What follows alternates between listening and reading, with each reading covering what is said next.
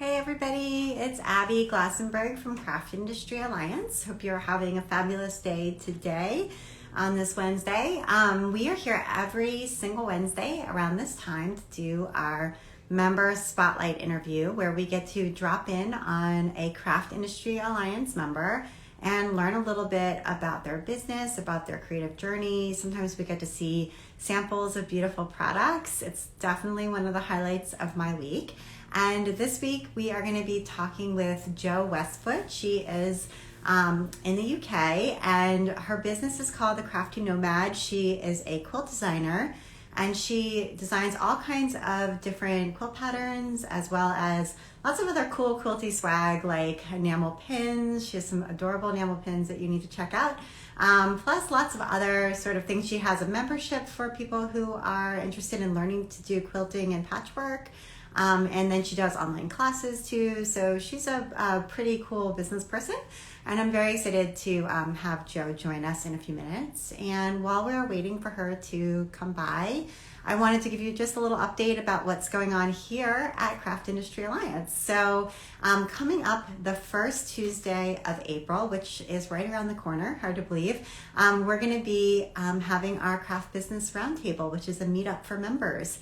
So if you might be interested in coming to that, if you're a member, we'd love to see you. And if you're not yet a member, you can join us then. We get to talk about what's going on in the industry and in our businesses. So I see Jo is here. I'm going to let her in.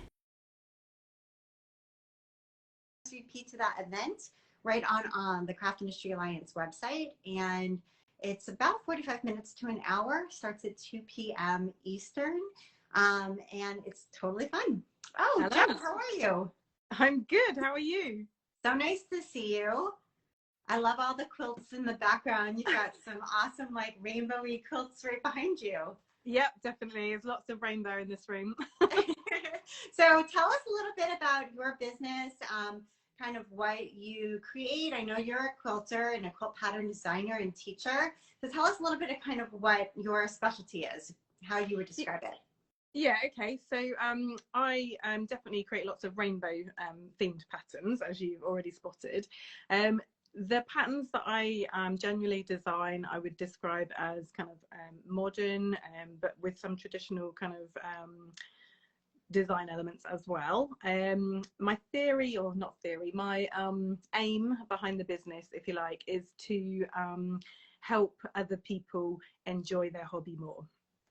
So I find a lot when I teach that people they're not confident in what they're doing. They kind of struggle with some of the techniques, and they end up not being happy with what they're making. And so, if they just kind of went back to some of the basics, they'd be a lot happier. So we try and cover that off in the membership, which you just mentioned. So Yeah, that's absolutely true. I mean, I think anybody who's made anything by hand knows that you kind of go down the road, you start, if you are a little bit shaky on technique, certain small things can go wrong and then it snowballs and all of a sudden you feel like, oh gosh, this project was a failure. It was a waste of time. It was a waste of materials and you get frustrated and want to give up. So it's true that perfecting and truly understanding the why behind certain techniques in any craft, quilting certainly falls into this category, helps you have more success because if you understand, well, why does the quarter-inch seam need to be consistent, for example, and then you realize how to make it consistent, then you're going to have better results in all the patterns that you follow.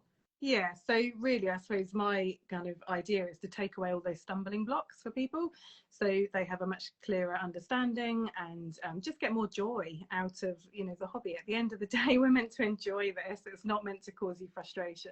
So, yeah, that's my main aim, I suppose. And yeah, along the way, just designing kind of fun patterns for people as well. Yeah, totally. So tell us how you got started quilting. Did you learn to quilt as a kid or did it come a little bit later in life? Yeah, definitely later. And I learnt to sew at school, but then I didn't touch my sewing machine until I was probably 30. And we were about to move to Australia. I'm English, as you can probably guess. And we were moving to Australia with my husband's job. And on a bit of a whim, I decided to put the sewing machine into the shipping container. And so off that went, and arrived in a very, very rural outback Australia, very hot, and I had a 3-year-old in tow. And we needed to meet people, right? So we found a craft group that had a crash. So she was happy and I was happy. And then I also found out that one of the ladies at this craft group was my neighbour, and she was a quilter. And she would say to me, you know, oh, Jo, when are you going to make a quilt? And I was like never, actually. They take too long. And, you know, I want something I'm going to complete really quickly. Not a quilt. That takes way too long. And, well, as you can see, I've kind of made quite a lot of quilts since then. So she definitely introduced me to quilting, and it kind of went from there. That's amazing. So are you still living in Australia, or are you back in the UK now, or where are you living now? Yeah, we came back about 11 years ago. And it seems strange to have been somewhere one single place for so long now, actually. But yeah, we've been back 11 years, very settled here. So yeah, and I'd started teaching in Australia, and so it was just kind of a natural progression to carry on teaching here. And were you teaching in person prior to the pandemic? Were you doing some in person, like local workshops, or where were you teaching? Yeah, so before the pandemic, I'd taught for about 3 years at a shop, and then I'd kind of left that before the pandemic, and I was teaching independently, kind of hiring a hall, and you know, and kind of doing all of that. I was also had a pattern subscription club that I was managing as well, with some elements of online teaching, but kind of just on a Facebook group, not a dedicated platform. And then, of course, yeah, pandemic hit. Right. And, you know, none of us knew how long that was going to go for. And so in the first couple of months, like you mentioned, I kind of got busy, you know, turning my ideas. Pins. Will you read us what they say? Because it's hard to see. Sure. One of them says, quilting keeps me sane. And the other one says, sewing is my therapy. I love them. They're so cute. So that was kind of, I kind of wanted to bring those to life. Hadn't been familiar with the manufacturing process and how to contact manufacturers, that kind of thing. So I did that. I had some fun, like postcards printed as well, and greetings cards. So just kind of still, you know, having fun with design, but just making different products that would appeal to quilters. So that kind of went on for a couple of months. And then when I realized there was no end in sight to the pandemic, I realized, you know, time to pivot. Right. That word. And so, yeah, started researching into a proper platform to put my online classes onto. I had also, as well as the subscription club, I had been also running a Block of the Month program that year, 2020.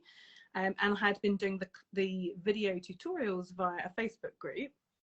But I thought for the next one, it would be great to bring it onto the platform. So last year, I did the Dashing Dutchman Block of the Month, and that was all through the online platform. I also converted one of my most popular day classes, in-person classes, into a 4-week course. So that's my Confident and Joyful Free Motion Quilting, which used to be kind of like a first steps into free motion quilting, and now it's a 4-week course, which has a lot more success than a 1-day class. Yeah. So that's really fun, and I think that was the picture that you shared actually in the that's post. so pretty. So this is the sample quilt from the free motion quilting class. So are each of the sort of wedges a different free motion design?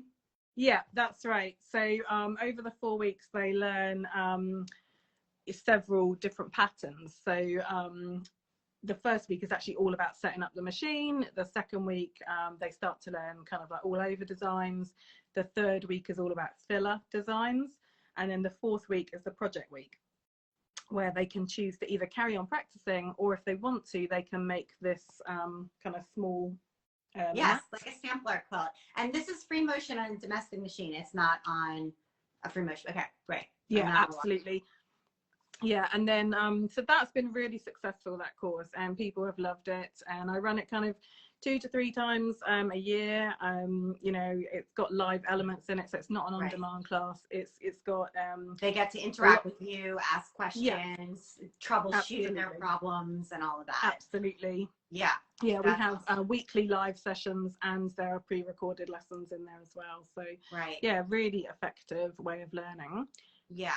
And then after introducing that the first time, lots of people wanted to carry on and learn kind of more advanced kind of designs.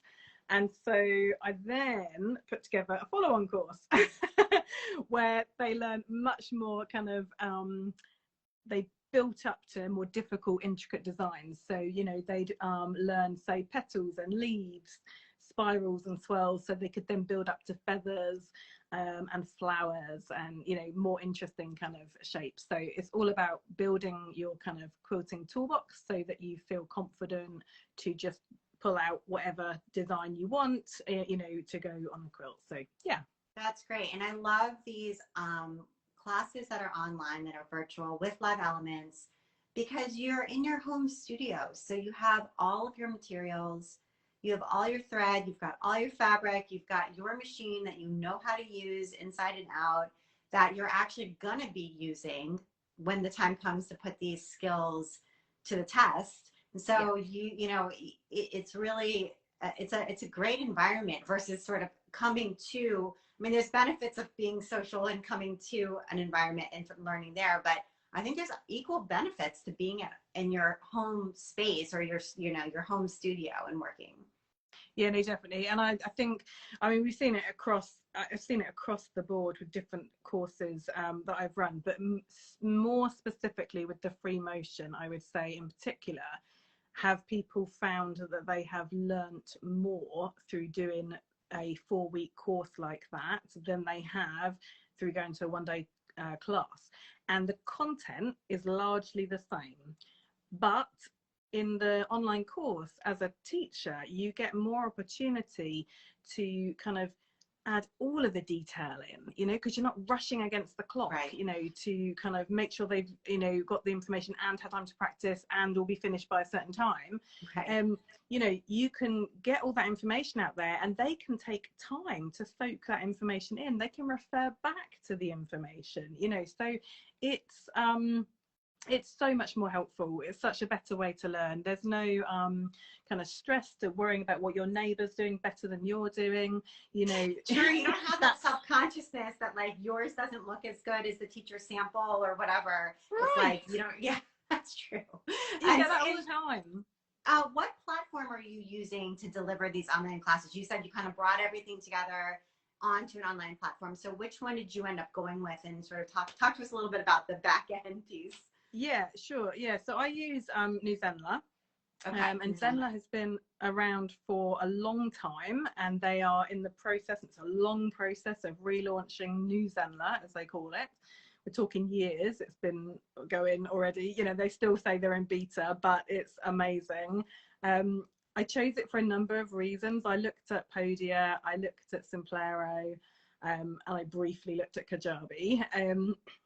But I dismissed them because New Zenler kind of had everything that I wanted. So it has an affiliation with Zoom. So your Zoom and all your live elements can be done right from within Zenler. That's awesome. You don't need to pay extra for Zoom, which is good. Yeah. It has the ability, and this is really important for me, to be able to tick a box and have them take care of any EU VAT. So if I'm selling if I'm selling a course that doesn't have live elements in it and is subject to EU VAT, then I don't want to have to go register with all the different, you know, it's so much work. European countries. And so I can tick a box and they'll act as an agent. So that's a big deal for me. The fact that I could run the membership through it as well as the courses. Right. So another big one. Membership that's like ongoing and the one-off courses, both within the same platform. Yeah, that's absolutely right. Yeah, so Quilt Hive kind of came a little bit later after those courses, and it developed out of the Pattern Subscription Club that I'd been running. I'd felt for a long time with the Pattern Subscription Club that, you know, it hadn't grown the way I wanted it to. And partly I think that was because, you know, people were actually more interested in learning a technique than they were in making a particular pattern. Right. And so I ditched the Pattern Subscription Club, and I've transitioned it into Quilt Hive, which is all about helping people learn better techniques or new techniques and improve, you know, techniques they already know, skills they already have. So that's been really fun, you know, actually, is a really lovely group of people that have come along you know, for the ride with me on that. It's still open for new members.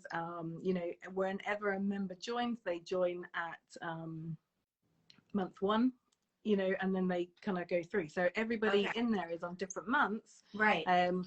But that's okay, because actually it means that everybody helps each other. We've got a lovely community feel in our live sessions. We have breakout rooms so people get to know each other, and yeah, really lovely feel to it. That's so nice. You've really done a lot of different things with this. You know, you've self-published patterns, you've got merchandise, you've got a subscription club, you've got online teaching, you had in-person teaching, you've really explored a lot of different income streams. I wondered if you wanted to write a book. Is that on the agenda, or where are you on that? Yeah, it was on the agenda for a long time. And I remember, you know, doing the research, and it's funny because in a group I'm in actually at the moment, it came up as a topic just recently. Again, it comes up periodically as a topic, and the consensus is always, you know, if you're writing a book, you have to be clear about why you're writing the book, right? Mm-hmm. What do you want to get from it? Because royalties aren't high unless you self-publish, you know, so are you doing it for another reason? And I think, you know, I'm not saying I'll never do it, but right now doing that amount of work for the amount of money, you know, income that I would get from that isn't something I can sustain, you know. So it's hard, because it's like, you know, if you want to do 15 or 20 patterns, which is really what you end up needing to have for a book, and if you think about self-publishing those patterns and the amount of income you could earn that way, and the amount of time it would take for you to put almost everything on hold for 8 months, a year, to be able to create that body of work, and the income you lost during that period, it's tricky. Yeah, you definitely have to really think about the reasons, I think, for why you're aiming to do that. And I think, you know, you do obviously get the credibility of being published, and I think there is, you know, a lot to be said for that. But as I said, for me at the moment personally, it's not I haven't the energy for it and the time for it, but maybe in the future, yeah, I'd love to. Yeah, never say no. You know, you don't know what's coming down the pike. So so do you have any other samples that you would like to show us? Anything else in your studio now that you want to give us a peek at? Because it's so fun to see all of the beautiful things that are nearby. This is a really fun basket. Oh, that is so nice. Made with like Bozal foam, and it was part of Quilt Hive for the Quilt As You Go module, so that was really nice. What was inside there? That was all the spools of thread. Sorry about that. Oh my gosh. Okay, we made a mess. It's fine. That was part of the module for Quilt Hive. Yeah, absolutely. This is another really fun one, which I'm not sure you're going to be able to see all the detail on here, but this is for walking foot quilting. Okay, right. So it's more straight lines because it's done with the walking foot. Yeah, but geometric. Yeah. So lots of different patterns on there. Yeah. And so that is taught over a period of 2 months. So they'll be learning lots of different walking foot inner kind of patterns. Actually 3 months actually, because then in another month they learn how to do Quilt As You Go. So in terms of putting blocks together. Yeah. So there are lots of different techniques, as I said, that are covered. So that kind of covers 3 different techniques, which is kind of fun. That's been a really popular one, actually. Let's see, what else? They've just moved on to foundation paper piecing, some of them. Oh, fun. I love foundation paper piecing. People love it. I've never done it, but I know people who absolutely love it. Oh, that's so pretty. You can achieve such cool results. And, oh my gosh, look at that. Amazing. Yeah. And there's in there, I have a lot of people on different kind of ability levels. And so for the foundation paper piecing module, there are, easier patterns with harder patterns. So they can pick and choose which one suits their level, right, more appropriately. The first month, we're talking, and the first 2 months, we're talking about cutting for accuracy and precision piecing. And so, right at the beginning, I want to really get those grounded skills, like what we were really talking about at the start, cutting for embedded accuracy, in, precision so it's piecing. a really, really simple design, but it really gets them to focus on cutting accurately, and also how to get precision piecing. So important, because again, like if you don't master those techniques, what ends up happening is all the projects you want to do don't ever seem to come out the way you wanted them to. Right. So those are some of the bits and pieces I had here from Quilt Hive, and I think you've already seen the samples for the free motion quilting courses. I'm not sure if we were able to get nice and close up with some of those, but I thought maybe I'll show you some of my favorites. Oh yeah. You see the flowers on that? Yeah, totally. Showing up. So pretty. Really adds so much to a quilt to have the artistic stitching. It's so awesome. Well, Jo, this has been great. Please tell everybody where they can go to find access to the membership and the courses, the enamel pins and patterns and everything that you offer, because it's so pretty and so worth pursuing. Thank you. So the website is thecraftynomad.co.uk. Okay. And on Instagram, I am the Crafty Nomad Fleet, because I used to teach in a place called Fleet. Got it. Me to drop that, but yeah, the Crafty Nomad Fleet is where you'll find me on Instagram. On the website, there are links to kind of everything we've talked about. So yeah, you can find your way around. This has been great. Thank you so much for being our member spotlight this week. Thank you for being a Craft Industry Alliance member, and it was just great to catch up with you. Thank you so much for inviting me, and I just love all the resources that are in the Craft Industry Alliance. Thank you. Super. So glad to hear that. And thanks to everybody who came today. We will see you next week for next week's Member Spotlight. Bye, everybody. Bye, Jo. Take care. Bye-bye.